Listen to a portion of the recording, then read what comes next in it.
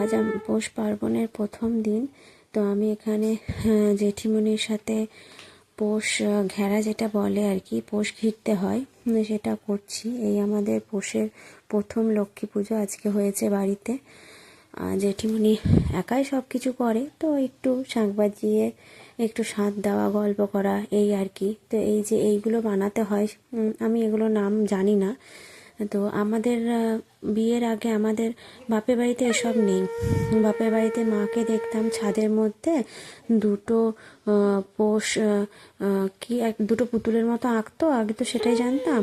তাতে একটু ফুল টুল দিয়ে শিল নোড়া দিত, সেইটাই হচ্ছে আমাদের পৌষ ঘেরা। এই যে ইনি মোবাইল দেখতে ব্যস্ত, যাই হোক। তো আমাদের এইভাবেই পৌষ ঘেরা চলছে আজকে।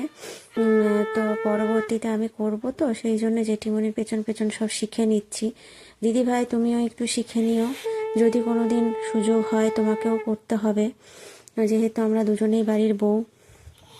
তো আমার জেঠিমণি খুব যত্ন সহকারে এসব, জেঠিমণি বাড়ির বড় গিন্নি, তাই জেঠিমণি এটা করে, আমার শাশুড়ি মা করে না। জেঠিমণি যখন পারবে না তখন মাকে করতে হবে, মায়ের পর আমি। তো এগুলো আমি জেঠিমণিকে জিজ্ঞেস করে নিচ্ছি যে এটা কতগুলো দিয়ে বানাতে হয় কি না। এইসব আচার নিয়ম না আমার বাপের বাড়িতে অত নেই, এখানে এদের বাড়িতে প্রচুর নিয়ম, যার কিছু আমি মানি, কিছু আমি মানি না। তো এইটা আমার বেশ ভালো লাগে, এই নিয়মটা। আগে বিয়ের আগে ভাবতাম এই নিয়মটা যাদের আছে খুব ভালো, কারণ আমাদের সামনের বাড়ি কাকিমাদের, তার পাশের বাড়ি ওদের আছে এই নিয়মগুলো, এই যে এইভাবে পোষ ঘেরা, কিন্তু আমাদের নেই। তো আজকে এই পর্যন্তই।